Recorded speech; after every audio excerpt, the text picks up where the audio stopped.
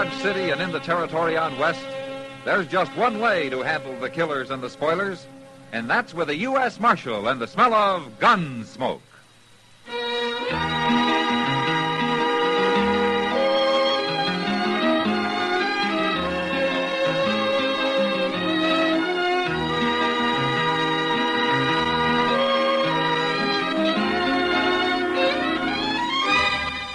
Gunsmoke, starring William Conrad.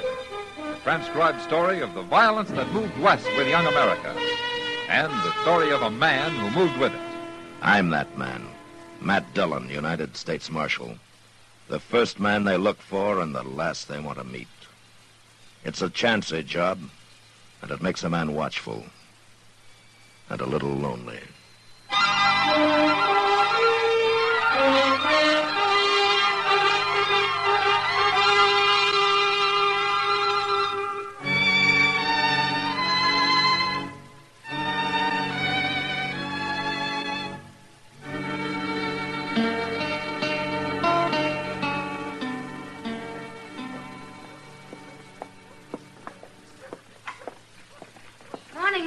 Well, hello, Kitty. What are you doing out so early?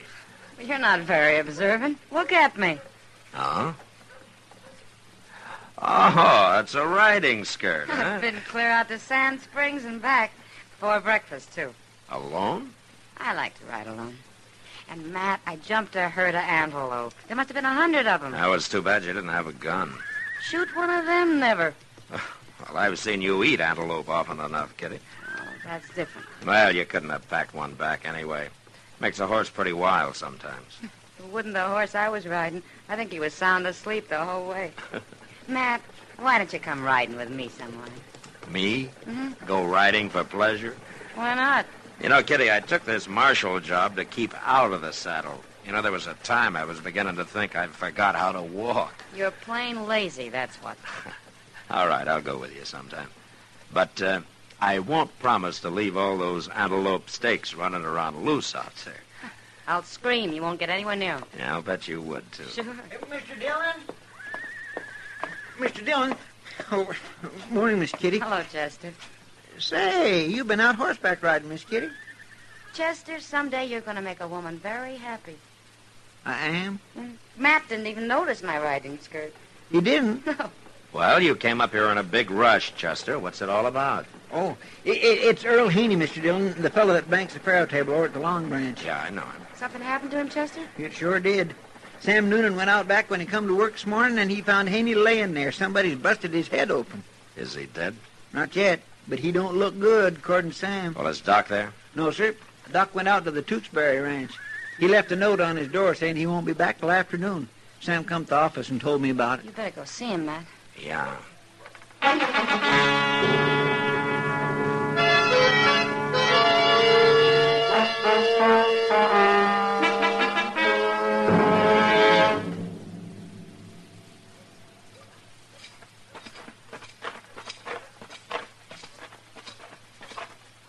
There he is. End of the alley, Mr. Dillon. Well, at least Sam put a blanket over him. Good thing you come, Marshal. Is he still alive, Sam? Oh, he's alive, but he ain't good. He comes to every once in a while, and then he passes out again. Yeah. He say anything about what happened? Well, I didn't try to make him talk, Marshal. You any idea what happened, Sam? Oh, no. Last I saw of him was early this morning, about 4 o'clock. I left him counting the money at his faro table, alone. He's coming to, Mr. Dillon. He just moved.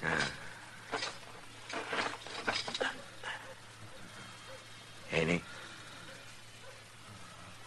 Haney, can you hear me? It's Marshal Dillon. Marshal? Yeah. Who did it, Haney? Who was it? Slugged me with this 6-gun. Kept hitting me. Who? Tall fella. He come in when I was alone. Took my gun. All the money.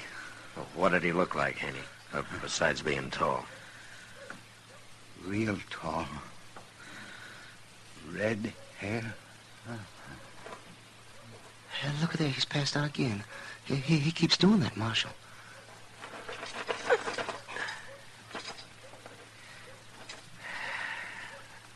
A tall man with red hair. I don't know who that'd be. Jim Bostick's got red hair. Who? Bostick. I think I know him. Yeah, sure you do, Mr. Dillon. He's always sitting around gambling over at the Alfraganza. Day and night he's there. You stay here with Sam, Chester. All right, sir. I'm afraid there's not much you can do for Haney except watch him die. I'm going after Jim Bostick.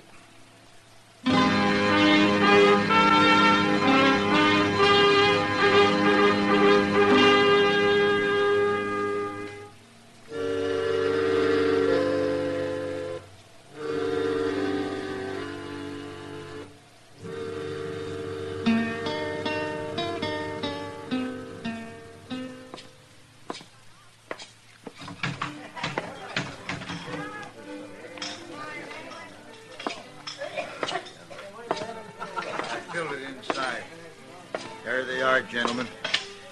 King High Straight. My pot. Who can make any? Well, hello, Marshal. Take a hand. No, thanks. I want to talk to you, Bostick. Now? Yeah. What about? Come over to the bar and I'll tell you. Sounds important. It is. Okay. Deal me out this hand, gentlemen. Okay, Bostick. All right, gentlemen. That's for the deal. Hope this don't break my luck, Marshal. It's been running good the last couple hours. All-night game? Oh, he started just after midnight. Then you've been sitting with those men ever since midnight, then. Just about, Marshal. What'd you want to see me for? You know Earl Haney, Bostick? I ain't proud of knowing him. Oh? I got no use for him. It's nothing in particular, Marshal, but I never did like him. I see. Well, what are you asking me about him for? He was, robbed and slugged this morning. He was. Well, you don't think I had anything to do with it, do you? He said it was a tall man with red hair. And you're the only red-haired man I could think of. Oh, he's lying. He's trying to put it on me because we're enemies. You think he'd do that? Well, of course he would. Haney'd do anything to get me in trouble. He's dying, Bostick. That'd be going pretty far, wouldn't it? Not for Haney, you wouldn't. You know, there's something I don't understand. What? You're making a big argument about Haney lying to get you in trouble when there are 4 men sitting over there to alibi for you. Well, I wasn't in the game the whole time, Marshal. I left for about an hour. What time? Yeah, it was about, 4 o'clock, I guess. It was, huh? Oh, that's when Haney got it. That's when he got it. You're going to be disappointed, Marshal. What? I still got an alibi. Oh, you better have. Who is it? Doc Adams. Doc? Sure. I got a stomach cramp real bad, so I left the game, went over to Doc's and woke him up. He fixed me some stuff in a glass, and then we sat and talked. He said he had to get up early anyways.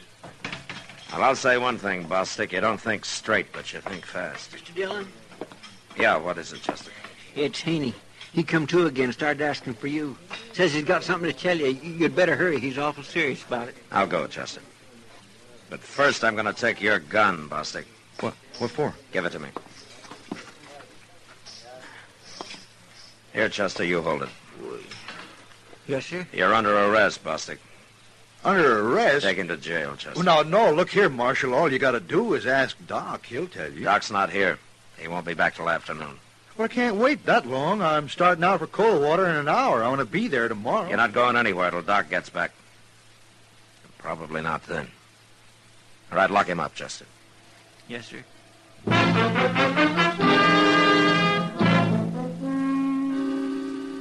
When I got back to the alley where Haney was lying, I found Sam had pulled the blanket up over his face. He'd come to for the last time. And whatever it was he wanted to tell me, I'd never know. Sam and I carried him inside. Then Sam sent for a wagon to take him out to Boot Hill. We had to wait for over an hour. And when it finally showed up, we loaded Haney onto it, and they drove off. I stood in the street and watched him for a minute or two. Then I walked over to the jail.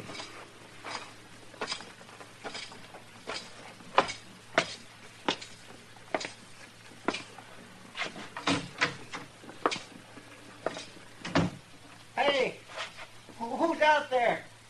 Hey, come back here. I'll be back. Mr. Dillon, hey, come out here.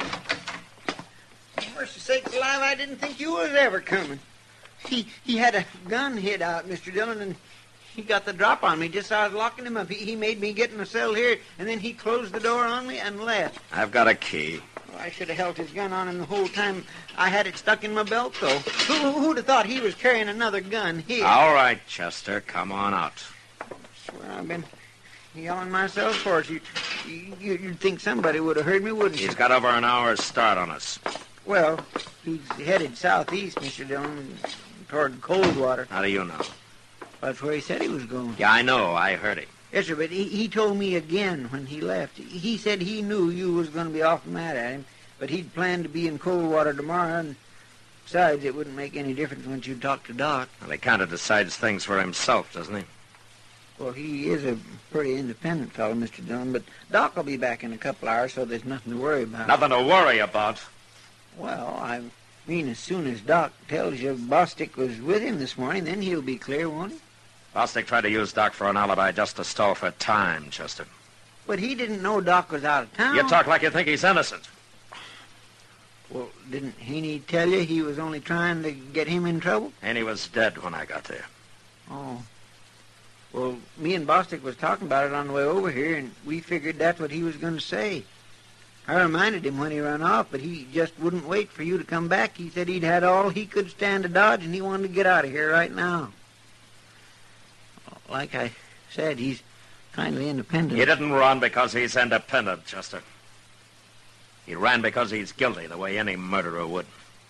And while we're standing here jawing about it, he's out there covering miles. Well, but a couple of hours won't make so much difference, Mr. Dillon. We can go after him if Doc says he was lying. We'll get started now. But if he didn't do it and we waste time chasing him, the real murderer will get away sure. I want Bostick, and I don't want any more talk about it. No man's going to break out of this jail and ride off like he owned the country. I'm going to get my horse and go after him before I get so mad I can't see the track. You can stay here and talk your head off if you want.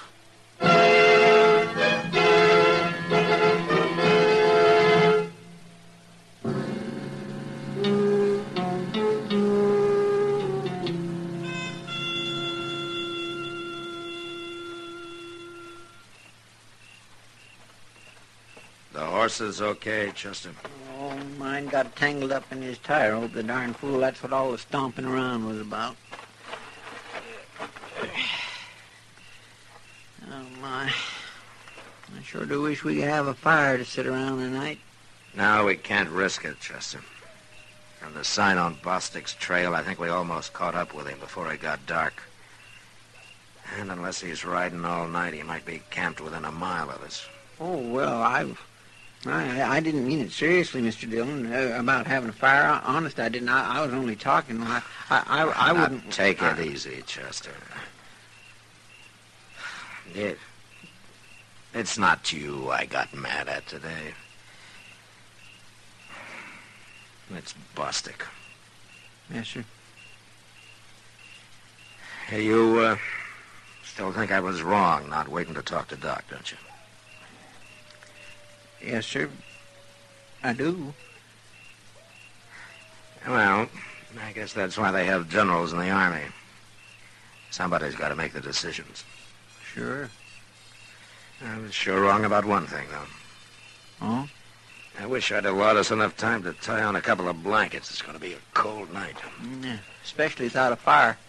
Well, at least we got a sack of jerky. Jerky will keep a man warm just chewing on it. A plate of hot pinto beans will keep 'em a lot warmer. All mixed up with chili peppers, like they do down on the Bravo. Oh, my goodness, I'd give most anything I know for a pot of that right now. You know, anybody who likes food the way you do ought to be a cook, Chester. I was a cook once. Oh, is that so? Where? In the Army. Back in '65, the spring Richmond fell. But I quit. You quit? Oh, I don't mean I quit the Army. I quit cooking. Oh, why? Supplies ran out. We had to take to foraging for our grub. It's a funny thing. You join the army to be a soldier and you wind up being a chicken thief. Well, I can think of a lot of men that wouldn't bother. Well, to tell you the truth, Mr. Dillon, stealing food come kind of easy to me. I didn't have no conscience at all about it. What's that? It's not one of our horses. It's too far off. Now that's closer. He's coming this way. There's one of ours answering him. Listen.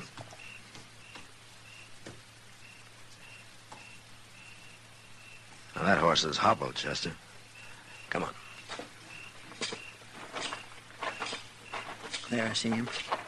Right out there. Yeah, he's seen us, too. He's standing still. I wonder how far he's come like that. Easy now. Don't scare him. Hold. Steady, boy. Hold. Yeah, he couldn't have come very far with those hobbles. Not more than about a mile, I'd guess. How do you figure that? Well, it's been dark an hour and a half. Whoever was riding him unsaddled about then.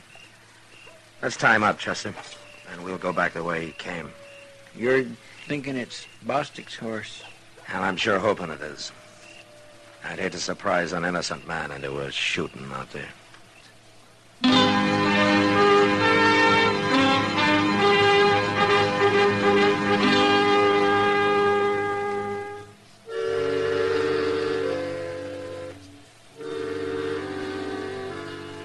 We unhobbled the horse and tied him up, then started off across the prairie on foot. A man makes less noise than a horse. We couldn't do any tracking in the dark, so we had to go by guess and hope we were lucky. But we weren't. And after wandering over the prairie half the night, we gave it up and found our way back to camp. There was only one other thing to do. And a couple of hours before dawn, we led the horse back some distance the way he'd come, hobbled him again, and hid ourselves in the high buffalo grass. And then we waited a long time. What if that horse starts back for our camp, Mr. Dillon? Then we're in trouble, Chester. Mm-hmm. Anyway, this beats stumbling around in the dark. I like to broke my neck a couple times last night. And I was hoping we'd be lucky. If we'd found him asleep, we could have taken him without a fight. And doggone him. He probably slept the whole night, all cozied up in a blanket, too. Shh. Quiet, Chester. Yeah. Well, that's him. He's whistling for his horse. Well, he's wasting his breath. That horse isn't going to move. How are we going to take him? You stay on your belly. I'll stand up first. Quiet now. You danged animal. How'd you get so far from camp? I'll tie you up next time. Hold still now. I'll get these hobbles off here. Stay down now, Chester. All right, throw him up, Bostick. They're up.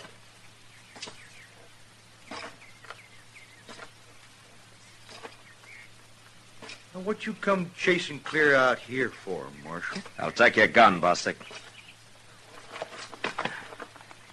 Okay, Chester. Chester here, too? Is that why you come after me? I didn't do him no harm, Marshal. Oh, Bostick. I didn't hurt you one bit, did I, Chester? Well, I don't understand this, Marshal. Of course, maybe I shouldn't have run off when I'd been arrested and all, but I don't like being cooped up. Besides, I want to get out of Dodge. I'm tired of it. Bostick, I don't know whether you're half smart or plain crazy.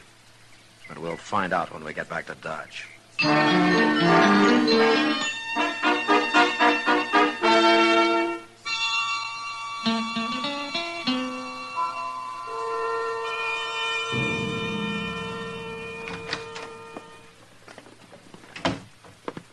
Doc will be down in a minute, Mr. Dillon. He's finishing up an autopsy. An autopsy on who?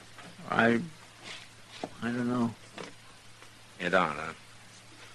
Did you tell him about Bostick? Yes, sir. Well, what did he say? Well, Mr. Dillon, I'd rather Doc told you himself. What's the matter with you, Chester? You're not even looking at me.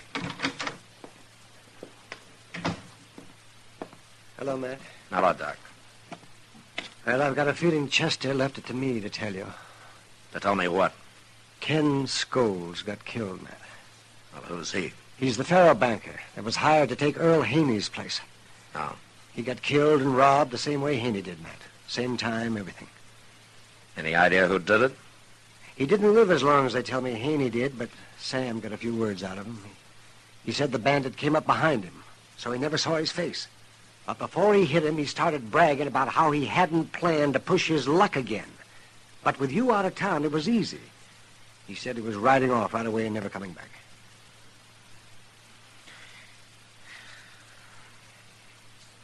Well, I guess there's no use asking you about Bostick, is there? He was with me, Matt. Like he said. All right, go get him, Chester. Yes, you.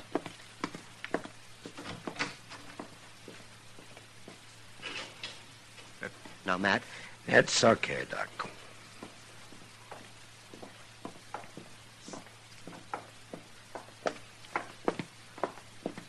Hello, Doc. How are you? I'm fine, Bostick. I'm fine. Well, Marshal, did he tell you? Yeah, he told me. There's your gun, Bostick. Oh, thanks. You ain't sore at me, are you, Marshal? A man's been killed because I lost my temper yesterday, Bostick. If I'd been thinking instead and stayed here, it wouldn't have happened. That's bad. That's real bad. Yeah. Marshal, you ever get to Coldwater, I'd like to buy you a drink. You would? Anybody can make a mistake. But it's a rare man that don't try to weasel out of it when he does. Well, I'll be going now. So long, Marshal.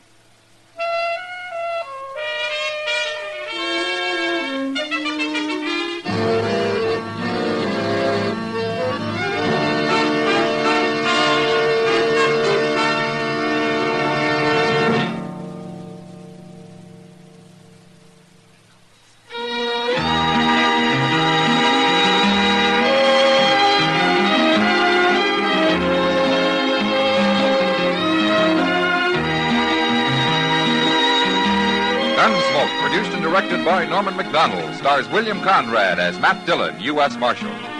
Our story was specially written for Gunsmoke by John Meston, with music composed and conducted by Rex Corey. Sound patterns by Tom Hanley and Ray Kemper. Featured in the cast were John Daner, Luke Krugman, and James Musser. Harley Bear is Chester, Howard McNear is Doc, and Georgia Ellis is Kitty.